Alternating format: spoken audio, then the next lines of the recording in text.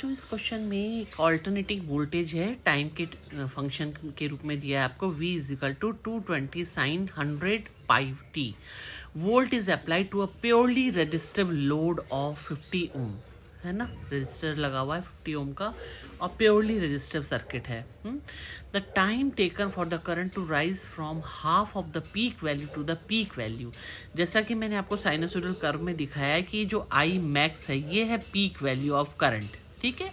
जब वो पीक पे पहुंच गए, एम्पलीट्यूड है नहीं इसका साइनसोइडल कर्व का, तो जो आई मैक्स पे पहुंचने के लिए हाफ ऑफ द वैल्यू कहाँ होगी करंट की, यहाँ है ना, ये हाफ ऑफ द वैल्यू है। यहाँ से यहाँ पहुँचने पे उसको कितना टाइम लग रहा है वो हमें कैलकुलेट करना है, ठीक है। तो हमें क्या करना पड़ेगा इसके लिए, क्योंकि ये प्योरली रेजिस्टिव सर्किट है, तो उसके लिए क्या है, हमको वी मैक्स भी दिया हुआ 220 वोल्ट, ये वी मैक्स है ना। तो 220 वोल्ट में अगर हम 50 आर का ओम्स के लॉ के अकॉर्डिंग का डिवाइड करें तो हमें आई मैक्स आ जाएगी 4.4 एम्पियर, ठीक है।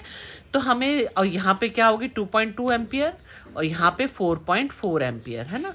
तो 2.2 एम्पियर से 4.4 एम्पियर करंट जब पहुँचती है उसके लिए कितना टाइम है लगता है वो कैलकुलेट करना है आपको, ठीक है।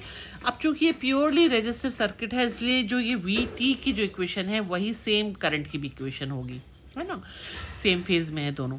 तो I T is equal to I max sine 100 omega T1, हम T1 मान लेते हैं। अभी हम करंट को कहाँ तक पहुँचा रहे हैं, मैक्सिमम तक, ठीक है।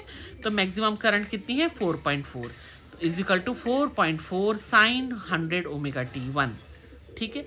तो साइन इनवर्स 1, ये 1 आ गया, sine inverse 1 is equal to 100 pi T1, ठीक है।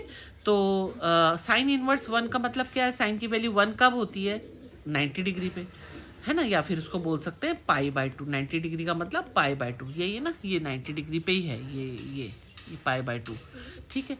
तो pi by 2 into 1/100 pi is equal to T1, pi से पाई कट गया, आपके पास बचा T1 की वैल्यू आ गई 1/200 सेकेंड।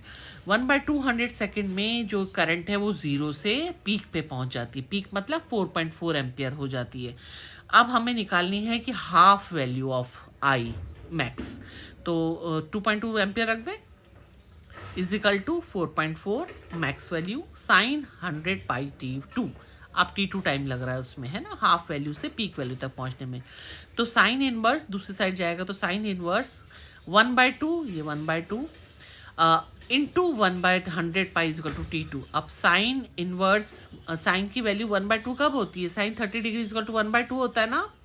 तो उसकी जगह क्या, उसकी जगह हम क्या लिख सकते हैं, पाई बाय 6, पाई क्या होता है 180 बाई 6 इज इक्वल टू 30, तो साइन 30 या फिर पाई बाय 6, क्योंकि पाई से पाई कैंसिल हो जाएगा ना, इसलिए तो पाई से पाई कैंसिल हो गया, हमारे पास बचा T2 की वैल्यू आ गई 1/600 सेकेंड, ठीक है। तो डेल्टा टी कितना आ जाएगा, कितना टाइम टेकन है T1 से T2 तक, है ना, पीक तक पहुंचने में और हाफ से पीक तक पहुंचने में।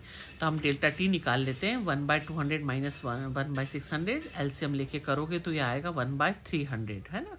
तो आपको सेकंड्स में आ गए 3.3 इंटू 10⁻³ सेकेंड्स, या फिर इसको बोल सकते हैं 3.3 मिली सेकेंड्स, यानी कि ए ऑप्शन जो है वो करेक्ट है।